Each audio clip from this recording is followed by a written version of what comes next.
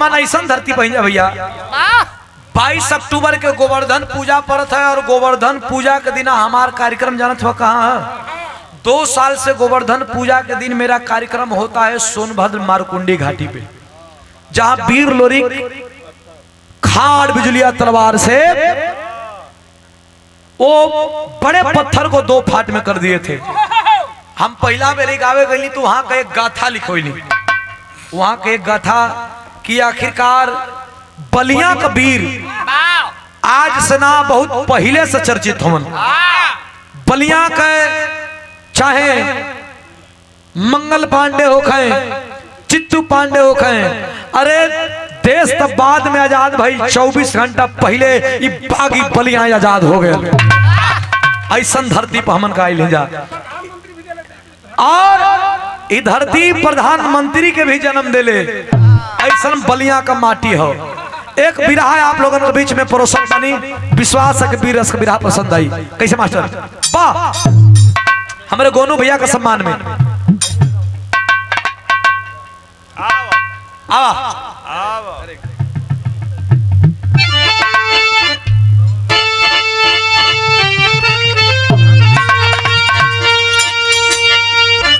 जदुवंश, अरे जदुवंश का वीर गंगा कलोरी के, अरे किया गोरी से चला लेके मजरी का डोला, अरे जंग में खा बिजुलिया खचा खच चलेगी, लहू में रंगेंगे बबर वीर चोला, हो ताकत अगर बाजुओं में तेरे, अरे राजा बोला कितना के पंजा मिला ले, अरे जदुवंश का हंस ललकारता, अगोरी से मजरी का डोला उठा ले।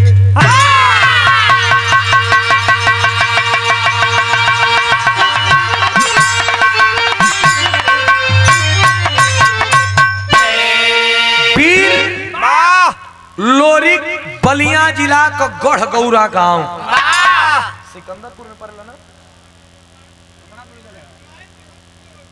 सिकंदरपुर तुम पड़ला ना, गढ़ गौरा। हम आज बरमाई बसंतपुर ना, हम कई दिन से सोचत रही ना अपने दिल पे हाथ रख के कि अमन बलिया जाई जला आ गढ़ गौरा का दर्शन ना हो पाओ था, लेकिन आज जब यहाँ का दर्शन हो गई तो वहाँ का भी दर्शन हो ही जाइए। एक अखाड़ा यहाँ भी चला था ना, एक अखाड़ा यहाँ भी है। 12 धरती ए भैया, हम कहते कि जब जवानी आवे तो जवानी आवे का मोल ना है कि रोके का बड़ा मोल है। जे जवानी के बस में कर धलस तो समझा कि अपन इतिहास बना धलस। आज करे बस में जवानी ना भयल, ओकर इतिहास से कुत्ता भी ना पढ़ेला। वीर लोरी का जवानी जब मरमराई के चढ़ल तो वही गरी सोनभद्र में एक राजा जो ने राजा का नाम मुलागित बतावल गए, और राजा का भी जवानी चढ़ल लेकिन रहल बड़ा बदमाश। अयास रहल आपको हमारे घर का बहन बेटी के बुला के अपने जांघी पर बैठा के नृत्य करावे। एगो ब्रह्म देवता ब्राह्मण देवता वही सोनभद्र से बलिया में कहला की इज्जत बचावे के है, बारात लेके चला। गढ़ गौरा से बारात चलल, मन गुरु बाबा, गढ़ गौरा से बारात चलल। लोरकाइन बतावेला कि 1-2 बाराती ना, 1.25 लाख बाराती, 1.25 लाख बाराती चलना। यही देखा बेस बनारस चुनार ओहो के पकड़त अब कहाँ पहुंचलन? सोनभद्र का किला में। आज अब एक तरफ मुलागित राजा और एक तरफ वीर लोरी के हीर गौरा का। हिंदुस्तान में सबसे पहले समाजवाद का स्थापना लोरी कैले रहलन, सबके लेके चले वाला रहलन लोरी। अब बलिया का धरती समाजवाद का स्थापना करे जाने ले। कैसे मास्टर बिरहा में कव्वाली का टुकड़ा है, कव्वाली के हमारे स्वर्गीय रामदेव गुरु जी गाँव है।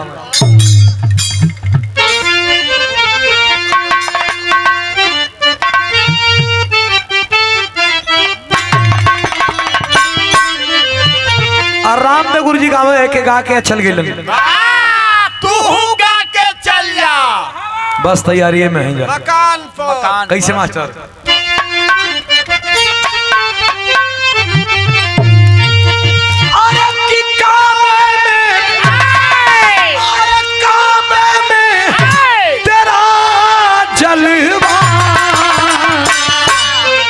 काशी में नजारा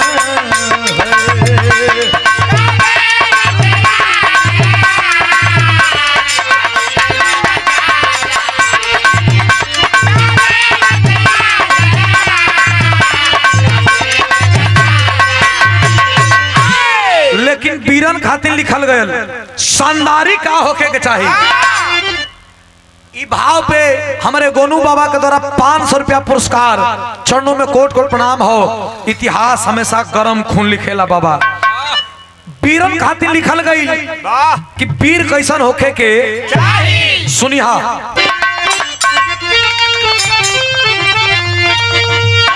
अरे क्या अच्छा है, अरे क्या अच्छा है, अरे कि मर जाओ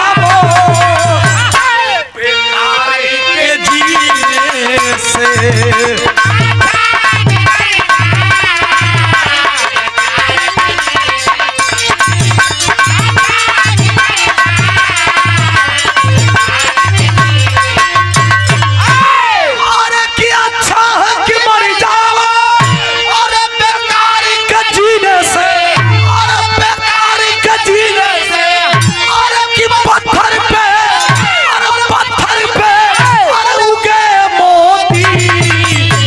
मेहनत के पसीने से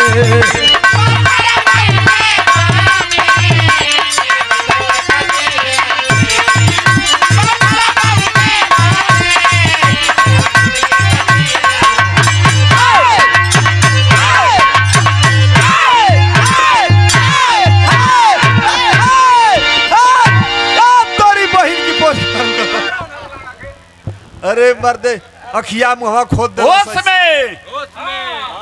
ये वीर भाव पे। अरे बाप रे बाप। 500 रुपया पुरस्कार हमारे धनजी भैया के सम्मान में, हमारे धनजी भैया के सम्मान में गोनू बाबा के द्वारा क्या कहना। 500 रुपया पुरस्कार आई बा, चरणों में कोट को प्रणाम हो।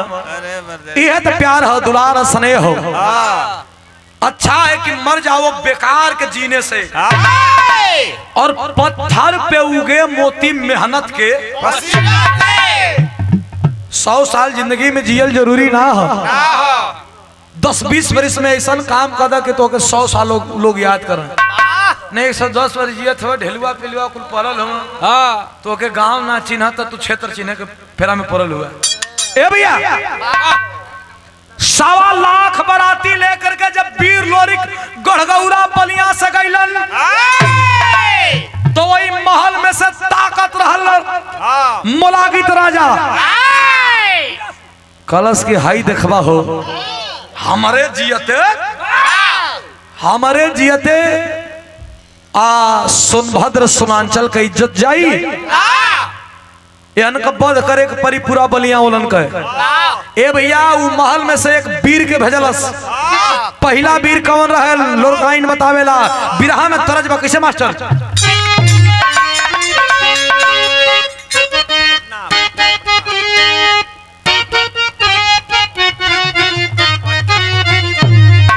बिन भैया सुनिए हाई तरज कितना बढ़िया बुल्लू गुरु जी का में। अरे कि छपरा सहरिया में अरे कि पीकेला चरा खावा देवर मोरा जोगी भइले।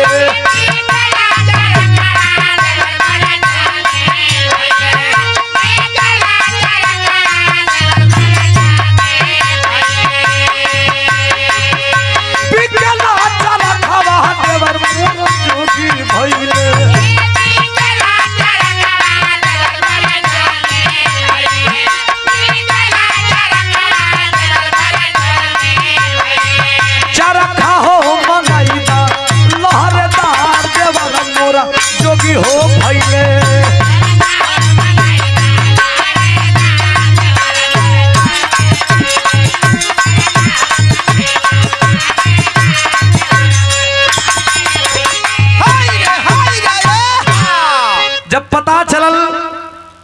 मुलागित राजा के कि 1.25 लाख बारात आइल बा। कल सरे यारी कुल 1.25 लाख बारात लेके आ गिलन बिना न्योता का। ये कहीं अन के न्योता दिया तो पूरा जिलवे टूट गया था यार। ए भैया मुलागित राजा एक वीर एक पट्ठा के भेजलस अपने किला से, अगोरी किला से पहला वीर के भेजलस जो ने वीर का नाम रंपा भाट। रंपा भाट चलल रहल वो खैले रहल। अरे भैंसा मुर्गा कुल खा के वो टाइट रहल, बड़का मोछ, करिया करिया आंख, एकदम लाल लाल शरीर। जब चलल कलश की लोरी के मारे के ए महाराज लोरी के तो हम चुटकी बजा के मार दे। कहना हुए तो चाहते हैं लोरी के तो मारे के है। जब चलल लोरी के मारे बदे तो भयल का मास्टर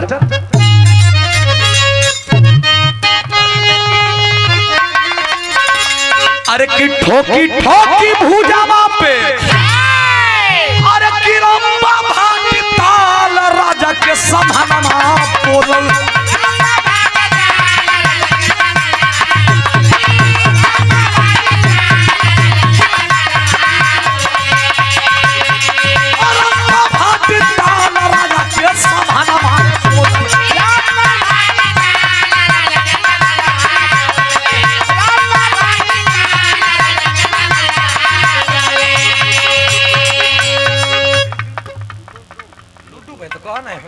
हमारे लुड्डू प्रधान पूर्व प्रधान जी आपके द्वारा ये 500 रुपया पुरस्कार बाहर लुड्डू भैया पुरस्कार दिले बानी 500 रुपया वीर भाव बचनों में कोट कोट प्रणाम। कैसे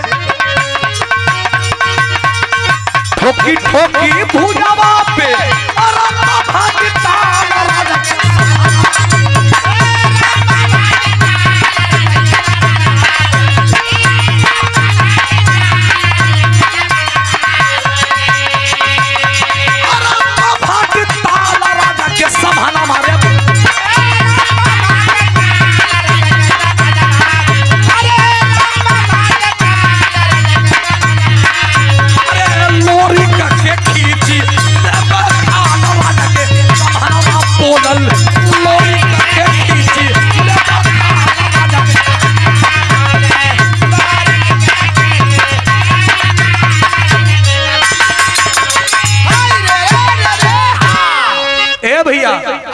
और राजा आदेश दहलन, आदेश का पालन कैलस कलस के राजा लोरिक मोरिक में हमको जानत ही का लोरिक का तो बहुत बड़ा पहलवान कलस के हमसे बड़ा पहलवान थोड़े है। रंपा भाट लोरी के जब वही मारे बदे आयल लोरी का शरीरिया खाली देख के लगल के ओकर जाप आ जाए कसरी बाप रे बाप अपने जिंदगी में बड़ा वीर देखली लेकिन जितना मोट हमार छाती बा उतना मोट एक रान बा। अरे बाप रे बाप ऐसनो वीर होना कारे भैया। कल लोरी पूछना कि भैया कहाँ है ला? कल कुछ नहीं भैया आए नदी घूमे। कल नदी घूमे मत अपन परिचय दे दा। जब पखुरिया के अजई धोबी पखुरिया के चढ़ैला कलश भैया तोहरे गर्दन काटे नहीं राजा के वादा कैले बानी कि राजा हो लोरी का गर्दन काट के आई। कहना तो लोरी का गर्दन ना कटवा कस करे बाप रे बाप गर्दन काटे के बाद कथवा जितना में हमार सीना बा उतना में इनकर जंघावा हम लोरी का गर्दन काटे भैया। लोरी और अजय धोबी वीर बठवा चमार ये 2-3 गो वीर लखेत के आज अब रंपा भाट के लखेदला मास्टर तो बिरहा में तरज हमारे गुरुजी के तल लगल कैसे अनीता राज का जोड़ी रहला हमारे गुरुजी का गइले रहन कि हम गवनवा जो नई नई प्रीत लगल नई नई प्रीत लगल यही रानवा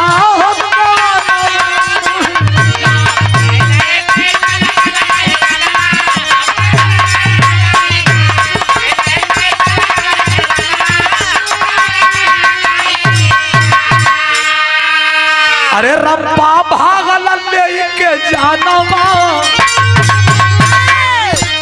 रंपा भागल राहुल पर हो जमाना मनवाना ही जयनवा।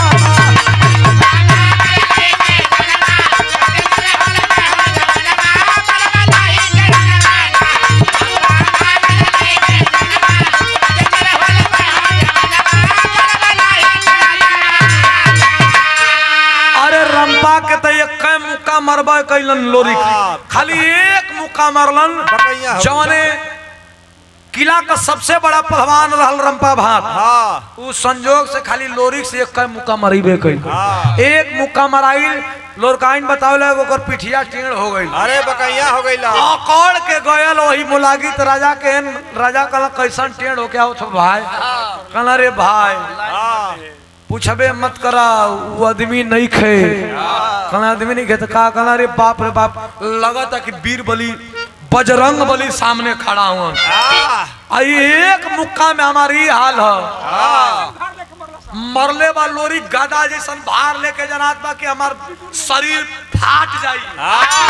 अगर ए प्रभु खाली एक लोरी का एक मुक्का हमारे ही हाल है समझा कहीं पखुरिया के पकड़ ले रहता कुल तका होई। कलाई मंजरी से बियाह करे का सपना के त्याग दा का कहे।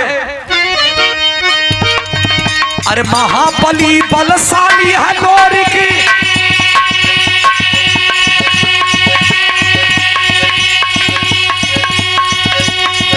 अरे युद्ध करो ना राजन।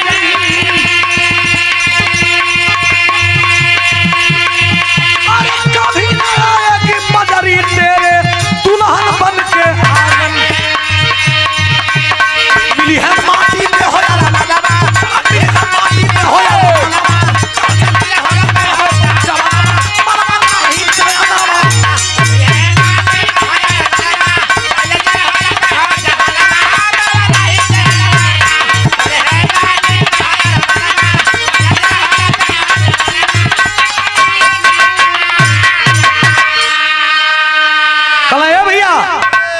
लोरी के मारल आसान नहीं बा।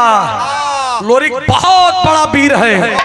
अरे बाप रे बाप लगल की चाय के रह गई मुलागित राजा। हिर को जात आयल बा हई धाक जमावत बा हिर को मत जा गहिर कर दी बार के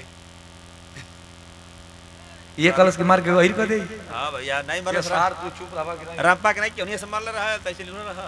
ए भैया इतना भैया लोग बैठा लिया।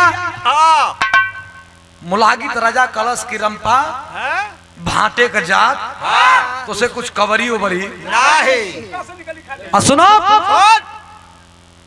लोरी के हम ना हमार पोसुआ हाथी मारी।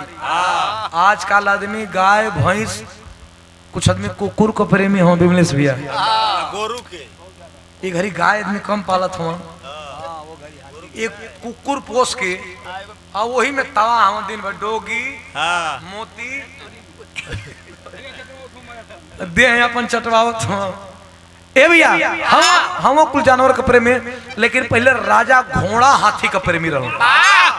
मुलागित राजा एगो करना नाव का हथनी के पोसले रहल बहुत बढ़िया। जैसे कुकुरा आजकल आदमी का कहना मान जाता हो हाथी रहल मुलागित राजा का जवन ची कहे तो ची कहना मान जा।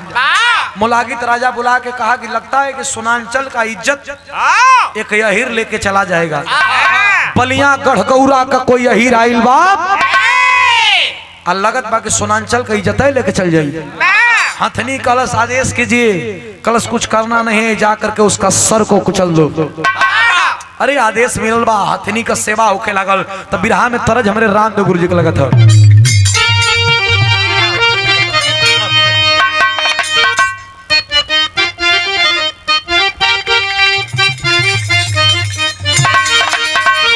हमरे उस्ताद रावत की गजब भरक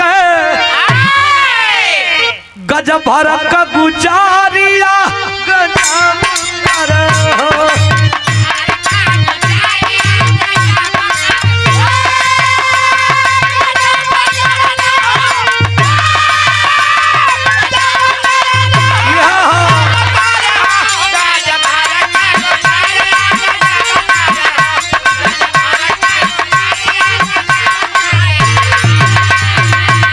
लेकिन लेकिन हथिया के का कइल गइल, अरे मदिरा भर पेट।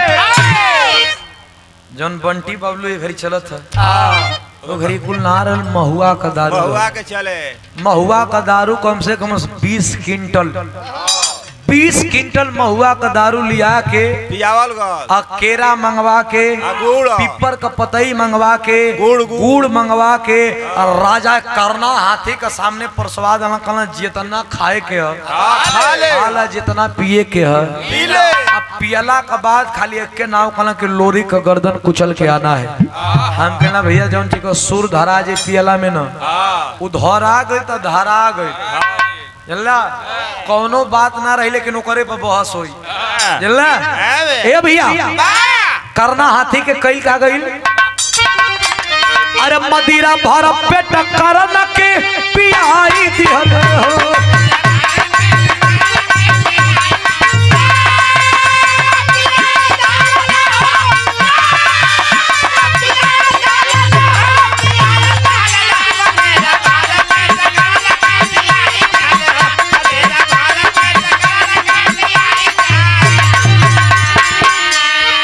लोरी के मार के अरे आना या करीना, अरे मुदई से डट के समरिया,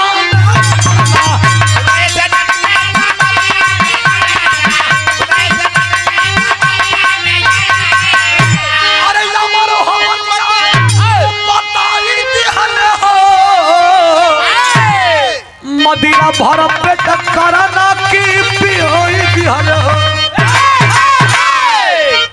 ए भैया खाला तो के मारे वाला ये धरती पर कोई ना है।